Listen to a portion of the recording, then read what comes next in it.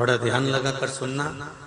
हरतालिका तीज शिव महापुराण की कथा ही नहीं, आप जो तीज करते हो, हरियाली करो चाहे सातुड़ी करो, उस तीज की महत्वता क्या है, इस हिंगोली की शिव महापुराण की कथा में अपने को समझना है कि उसकी मूल तत्वता, उसकी महत्वता है क्या, उसका महत्व क्या है।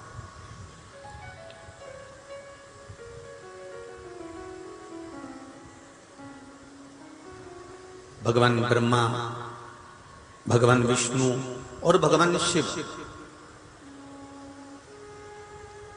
इन तीनों की जो अर्धांगिनियां हैं, ब्रह्माणी, लक्ष्मी और पार्वती, इन तीनों ने तप कर कर, साधना कर कर ब्रह्मदेव को, भगवान विष्णु को और भगवान शंकर को प्राप्त किया। और तीनों ने प्राप्त कर कर तीनों देवताओं से वर मांगा कि वर हमको ऐसा दीजिए कि हमारे तप साधना का फल नारी को तीज के दिन प्राप्त हो जाए। अब देखिए जरा, एक ही व्रत से, एक ही उपवास से उसको संपूर्ण तप साधना का फल प्राप्त हो रहा है, संपूर्ण तप साधना का फल उसको मिल रहा है, मात्र एक व्रत से। केवल एक व्रत कर रहे हैं, संपूर्ण तप साधना का फल उसको प्राप्त हो रहा है। ऐसा कोई व्रत, ऐसी कोई साधना, ऐसा कोई शंभो शरण मांगो घड़ी रे घड़ी दुख काटो, दया करी मैं दर्शन आपो, शंभो शरण घड़ी मांगो घड़ी रे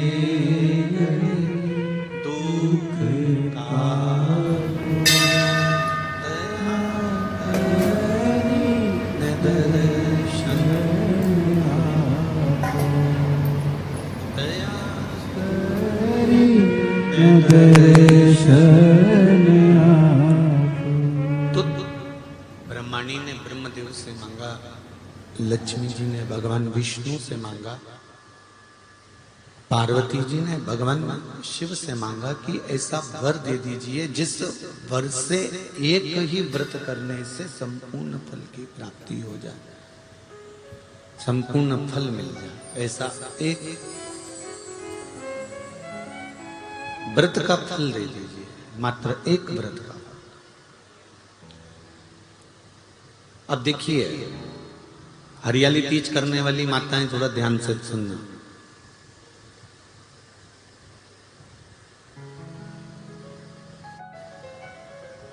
हरियाली तीज जब माताएं करती हैं तो एक हरियाली तीज, एक गणगौर की तीज,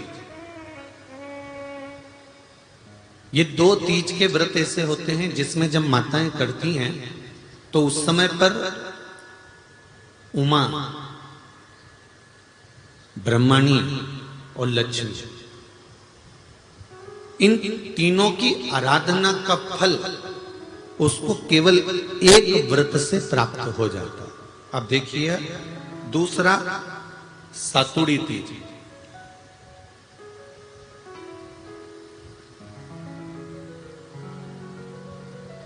इसमें उमा और महेश्वर, उमा और महेश, ब्रह्माणी और लक्ष्मी, इन चार के व्रत तप का फल एक साथ सातुड़ी तीज के दिन प्राप्त हो जाता। अब एक आती है हरतालिका तीज। आप लोग करते हो हरतालिका? यहाँ लोग करते कि नहीं करते? करते हैं यहाँ पे हरतालिका? कौन कौन करता है? जरा हाथ उठाओ तो जरा। अरे सभी करते हो, रखो रखो, बहुत बढ़िया, बहुत अच्छी बात। एक आती है हरतालिका तीज। इस तीज का व्रत माता पार्वती बेलवृक्ष के आनंद के साथ में फुलेरा बनाकर करती है, और जिसमें इस हरतालिका में माता पार्वती जी के जितने जन्म पहले हुए हैं, माता पार्वती का जन्म तो 52वें नंबर का, 52 नंबर पे माता पार्वती का जन्म है। इससे पहले तो माता के 51 जन्म पहले हो चुके हैं, 51 जन्म माता पार्वती का पहले हो चुके हैं। तो वो जितने जन्म माता पार्वती पूर्व में ले चुकी हैं, ब्रह्माणी जितनी बार ब्रह्मदेव के साथ में विराजमान हो चुकी हैं, इंद्राणी जितनी बार इंद्र के साथ विराजमान हो चुकी हैं, और लक्ष्मी चाहे वो राधा के रूप में हो, चाहे वो रुक्मणी के रूप में हो, चाहे वो सतभामा के रूप में हो, चाहे वो यमुना के रूप में हो, चाहे वो गंगा के रूप में हो, जितनी बार माता लक्ष्मी ने रूप धारण करे हैं वो सब रूप में, और माता पार्वती अपने सारे रूप में, ब्रह्मणी अपने सारे रूप में, लक्ष्मी अपने सारे रूप में इस हड़तालिका तीज के व्रत को करने के लिए आतुर रहती हैं। और इस व्रत को कल कर कर एक दिन में ही संपूर्ण विश्व का जितना तप है, साधना है, उपवास है, सबका फल एक साथ एकत्रित कर लेती हैं केवल एक व्रत में, हरतालिका तीज। अब एक बात ध्यान से सुनिएगा, सारे व्रत आपका अगर स्वास्थ्य खराब हो गया तो आप व्रत छोड़ सकते हो। जितने भी व्रत आप लोग कर रहे हैं पूर्व के, सोमवार, मंगलवार, एकादशी, छठ, पंचमी, चतुर्थी, अगर आपका स्वास्थ्य खराब है तो आप उस व्रत को छोड़ सकते हो, सारे व्रत को छोड़ सकते हो। पर तीज का जो व्रत होता है, हरतालिका जो व्रत होता है, ये व्रत एक बार लेने के बाद जब प्राण छूटते हैं तभी ये व्रत समाप्त होता है, अन्यथा बीच में ये व्रत समाप्त नहीं है।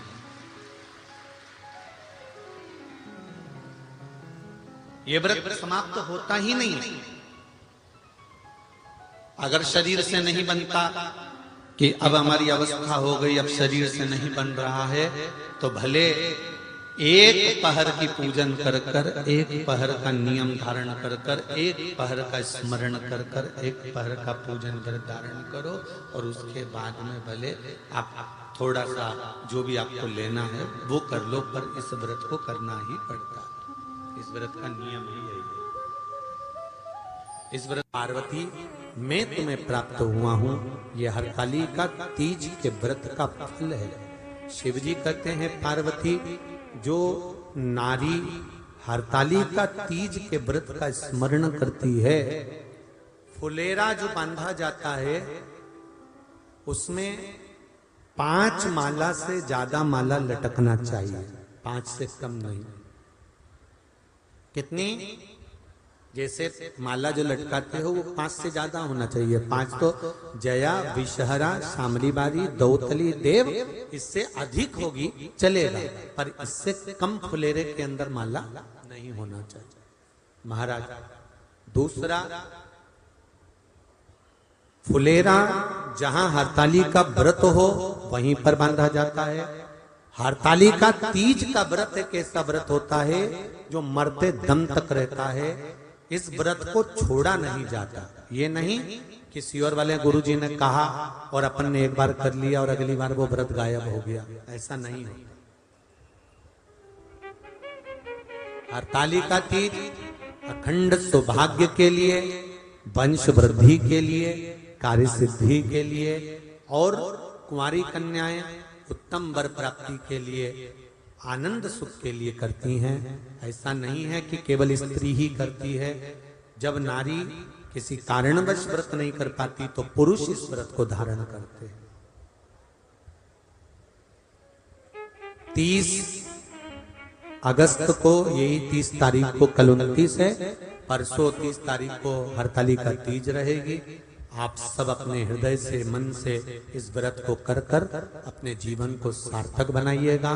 जो करते हैं, कितने लोग करते हो जरा हाथ उठाइए, हरतालिका तीज इतने सारे करते हो। अरे वाह वाह, धर लो, प्रणाम प्रणाम, आपको बहुत बहुत नमन करता हूं, बहुत बहुत सारा। फुलेरा बांधते हो? नहीं, अब की बात बांधना। मंदिर में करते हो तो मंदिर में, घर में करते हो तो घर में। फुलेरा वंश की वृद्धि करता है, फुलेरा अखंड सौभाग्य देता है, फुलेरा मन की कामना को पूर्ण करता है। जो बेटियां जिनका विवाह नहीं हो रहा हो या बेटे जिनका विवाह नहीं हो रहा हो, वो 7 स्थान पर कहीं फुलेरा बंधा हो तो फोन लगाकर पूछना कहाँ बंधा है, वहां का दर्शन करना। एक फूल में हल्दी कुंकू लगाकर शिव जी को चढ़ाकर फिर वहां से जाना। 7 स्थान के फुलेरे का दर्शन अवश्य करिएगा। जो व्रत नहीं करते हैं उनसे निवेदन है, कहीं हरतालिका हो रही हो तो वहां बैठकर अगर भजन हो रहे हो तो थोड़ी देर भजन गाने चले जाना। अपने मोहल्ले में, कॉलोनी में, सोसाइटी में कहीं हरतालिका तीज का व्रत हो रहा हो तो 2-4 मिनट जाकर दर्शन जरूर करना, जिससे भोलेनाथ आपका अखंड सौभाग्य करे और आपके मन की कामना पूर्ण करे।